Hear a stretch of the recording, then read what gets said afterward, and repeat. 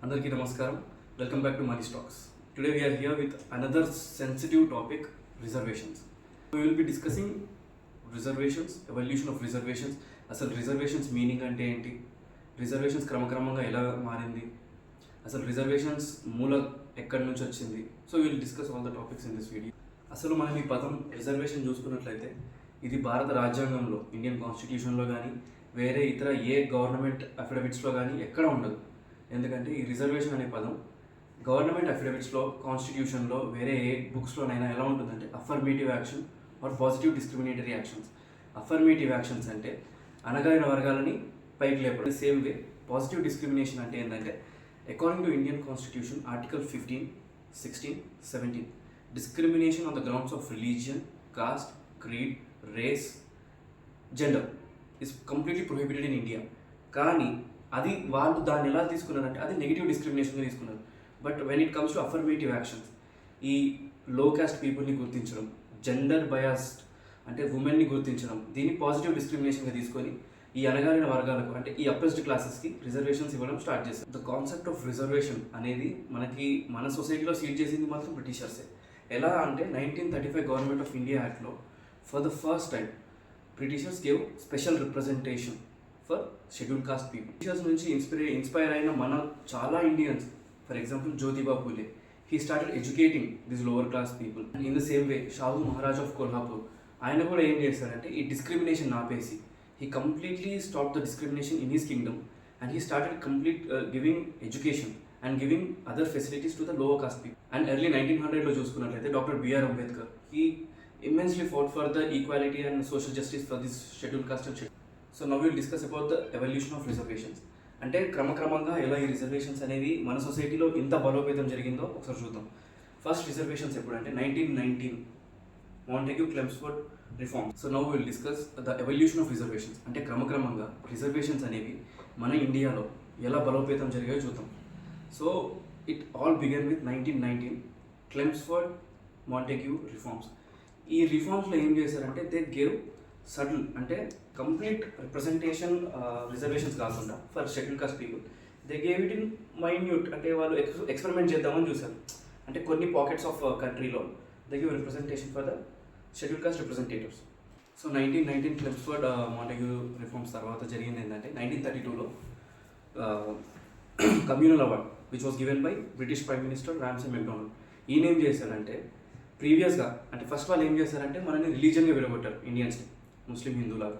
తర్వాత ఏం చేశారంటే క్యాస్ట్ లాగా విడగొడదామని చూసి కమ్యూనిటీ వైజ్ రిప్రజెంటేటివ్ రిజర్వేషన్స్ ఇద్దామని చూస్తారు. అంటే ఇప్పుడు మనం చూసుకున్నాం కదా, ముందు ప్రీవియస్ వీడియోలో మనం డిస్కస్ చేస్తాం అసలు religious separate electorate for religion ఎలా వచ్చిందంటే ఆ ఏరియాలో ఓన్లీ ముస్లిం లీడర్స్ నిలబడి ఓన్లీ ముస్లిం సెలెక్ట్ చేసుకుంటారు. సో అలాగే separate electorate for schedule cost తీసుకొని వచ్చాడు. అంటే ఆ ఏరియాలో ఓన్లీ షెడ్యూల్ కాస్ట్ లీడర్స్ నిలబడతారు and only schedule caste people will be electing that leaders. So దీనికి నెగోషియేషన్గా గాంధీ ఎరవాడ జైల్లో ఉన్నప్పుడు he called Ambedkar in 1932 in Poona Yerwada జైల్లో ఉన్నప్పుడు. అక్కడే పూనా ప్యాక్ట్ అనే ఒక అగ్రిమెంట్ జరిగింది గాంధీకి అంబేద్కర్కి. ఆ అగ్రిమెంట్లో ఏం జరిగిందంటే సపరేట్ ఎలక్టరేట్ వద్దు షెడ్యూల్ కాస్ట్కి, but we want representation. Schedule కాస్ట్కి కావాల్సినంత రిప్రజెంటేషన్ ఇన్ పొలిటిక్స్ ఇస్తామని గాంధీ వాళ్ళకి మాటిచ్చారు. సో అక్కడి నుంచి పొలిటికల్ రిప్రజెంటేషన్లో షెడ్యూల్ కాస్ట్ అండ్ షెడ్యూల్ ట్రైబ్స్కి రిజర్వేషన్ ఇవ్వడం స్టార్ట్ జరిగింది. అప్పటి నుంచి ఈ ఎస్టీ పీపుల్ అండ్ ఎస్సీ పీపుల్కి ఎలక్షన్స్లో రిప్రజెంటేషన్కి రిజర్వేషన్ ఇవ్వడం స్టార్ట్. సో ఈ రిజర్వేషన్స్కి కాన్స్టిట్యూషనల్ రికగ్నిషన్ ఎప్పుడు వచ్చిందంటే in the year of 1950 when మన 1950 సంవత్సరంలో ఎప్పుడైతే మన రాజ్యాంగాన్ని పవర్ ఇచ్చామో, ఎప్పుడైతే మన రాజ్యాంగాన్ని మనం యాక్సెప్ట్ చేసామో అప్పుడు ఈ రిజర్వేషన్స్కి, ఈ పాజిటివ్ అఫర్మేషన్ యాక్టివిటీస్కి లేదా పాజిటివ్ డిస్క్రిమినేటరీ యాక్షన్స్కి మనము ఒక రికగ్నిషన్ అంటే కాన్స్టిట్యూషన్లో కొన్ని క్లాజెస్ ఇవ్వడం జరిగింది. In that constitution article 334 which says that giving reservation to schedule caste, schedule tribe people in politics is only for 10 years. అంటే ఈ రిజర్వేషన్ ఇన్ పాలిటిక్స్లో ఓన్లీ 10 సంవత్సరాలకు మాత్రమే ఉంటుంది. తర్వాత ఇట్ షుడ్ బి అబోర్గేటెడ్, అంటే తర్వాత అది తీసేయాల్సి వస్తుంది.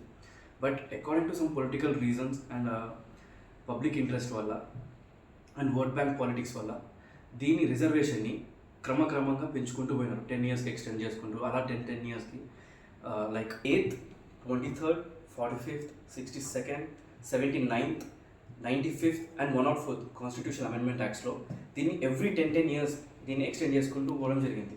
And in the latest 104th constitution amendment యాక్ట్లో ఏం జరిగిందంటే అంటిల్ 2030 వరకు ఈ పొలిటికల్ రిజర్వేషన్స్ ఇవ్వడం మనకు కావాలి అని చెప్పి దాన్ని ఎక్స్టెండ్ చేయడం. సో ఇలాంటి ఈ రిజర్వేషన్స్ ఇవ్వాలా వద్దా అనేది it's ever lasting question in Indian society and it's an ever lasting debate. So it has both pros and cons. అంటే అడ్వాంటేజెస్ ఉన్నాయి రిజర్వేషన్స్కి, డిసడ్వాంటేజెస్ ఉన్నాయి at the same time. So మనం అడ్వాంటేజెస్ చూసుకున్నట్లయితే it inculcates social justice in society. No doubt it inculcates social justice. Without social justice, it helps in breaking the poverty cycle. And with the poverty cycle, it also helps in maintaining or balancing the structural imbalances. And it also gives opportunity. And when it comes to disadvantages, any advantages ఉన్నాయో అన్ని disadvantages కూడా ఉన్నాయి.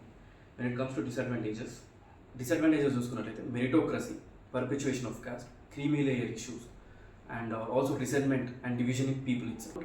It ensures social justice అని మనం ఇందాక చెప్పుకున్నాం. సరే doubt లేదు అందులో. సోషల్ జస్టిస్ అంటే ఏంటంటే సొసైటీలో ఈక్వాలిటీ రేపడం, ఈక్వాలిటీ తీసుకురావడం ప్రజల మధ్య. సో ఇది జరుగుతుంది రిజర్వేషన్ వల్ల, కానీ అది ప్రాపర్గా జరగట్లేదు. ఇప్పుడు మనం చూసుకుంటే ఫర్ ఎగ్జాంపుల్ రిజర్వేషన్స్ అంటే ఎలా ఇవ్వాలంటే, అసలు ఈ సోషల్ జస్టిస్ ఎలా తీసుకురావాలంటే, ఇప్పుడు ఇద్దరున్నారు ఒక రేస్లో, ఆ ఇద్దరున్న రేస్లో you prepare them for race. అంటే ఇప్పుడు సరే ఒక కాంపిటేటివ్ ఎగ్జామ్ తీసుకుందాం ఫర్ ఎగ్జాంపుల్ ఇన్స్టెన్స్. ఒక కాంపిటేటివ్ ఎగ్జామ్లో ఇద్దరు స్టూడెంట్స్ ఉన్నారు. ఒకడు ఏంటంటే rich who can afford costly coaching and our, ఇంకొకడు పూర్ బిలో పవర్టీ లైన్లో ఉన్నారు, ఈ కెనాట్ అఫోర్డ్ ఎనీ కోచింగ్. అలాంటి స్టూడెంట్కి మీరు కోచింగ్ ఇవ్వండి, ఫ్రీ ఫెసిలిటీస్ ఇవ్వండి and make him ready to the competition. అంతేగాని కాంపిటీషన్లో రిజర్వేషన్స్ ఇవ్వకండి, కాంపిటీషన్లో కన్సెషన్స్ ఇవ్వకండి. Make them ready for the competition. This applies in every situation, beat jobs, beat education, beat anything. Give them reservations in the form of facilities which can enable them or which can make them capable for the competition. అంతేగాని జాబ్స్లో reservations అని, social justice అని జాబ్స్లో concession ఇవ్వడం లేదా ఎగ్జామ్స్లో concession ఇవ్వడం ఇది తప్పు. In the same వే ఇప్పుడు మెరిటోక్రసీ, ఇప్పుడు మనం జనరల్గా టేక్ ఎనీ పర్సన్, మీరు కానీ నేను కానీ ఏదైనా షాప్కి వెళ్తాం, ఏదైనా ఇప్పుడు ఒక ఫోన్ ఫర్ ఎగ్జాంపుల్ ఒక ఫోన్ కొందాం అనుకుంటున్నాం. మనం తక్కువ కాస్ట్ వస్తుంది అని చైనా ఫోన్ కొంటామా, సరే పోతే ఇంకో 2000 ఎక్కువ అని చెప్పి మంచి మొబైల్ కొంటామా. So we always look for quality. So అట్లాంటి జనరల్ ఫోన్ ఇలాంటి చిన్న చిన్న వాటికి మనం క్వాలిటీ చూస్తే, ఇప్పుడు ఒక గవర్నమెంట్ జాబ్ ఉంది ఫర్ ఎగ్జాంపుల్ యూపీఎస్సీ తీసుకోండి. ఆ యూపీఎస్సీలో ఒక ఐఏఎస్ ఆఫీసర్ ఉన్నాడు. ఒక ఐఏఎస్ ఆఫీసర్ చేతిలో ఎంత లేదన్నా ఒక డిస్ట్రిక్ట్లో ఉన్న ప్రజల మొత్తం లైఫ్ అని చేతిలో ఉంటుంది. అంటే ఇంచుమించు 10 లక్షల మంది జీవితాలు వాడి చేతిలో ఉంటాయి. అలాంటి పోస్ట్కి మీరు క్వాలిటీ చెక్ చేయండి, అర్థమైందా? క్వాలిటీ చెక్ చేసుకుంటే we will get diamonds. Efficiency చూడండి, క్వాలిటీ చూడండి, అంతేగాని క్యాస్ట్ చూసి రిజర్వేషన్ ఉందని చెప్పి వాటికి ఇచ్చేసి మోర్ ఎఫిషియెంట్ స్టూడెంట్ని అవుట్ ఆఫ్ కాంపిటీషన్ చేస్తున్నాం. సో మీరు ఒకసారి ఆలోచించి దీని గురించి ఇదేందో అసలు మీ ఒపీనియన్స్ ఏందో please let me know in the comment section so that we can do further videos on this topic extensively. In that way perpetuation of caste ఏంటంటే ఈ కాస్ట్ సిస్టమ్ని ఎరాడికేట్ చేయాలి సొసైటీ నుంచి, ఈ కాస్ట్ సిస్టమ్ని తీసేయాలి అని అన్ని గవర్నమెంట్లు చెప్తున్నారు, అందరూ ప్రజలు అంటున్నారు, అన్నీ చేస్తున్నారు. బట్ ఇన్ ద పేపర్, అంటే పేపర్ మీద ఉంటుంది కాస్ట్ సిస్టమ్ తీసేయాలి, కులాల చివేత తీసేయాలి అని. But when it coming in to spirit and when it coming to actions ఇంకా పర్పిచ్యుయేట్ చేస్తున్నారు. పర్పిచ్యుయేట్ అంటే ఇంకా పెంచుతున్నారు, ఇంకా దూరాలు పెంచుతున్నారు.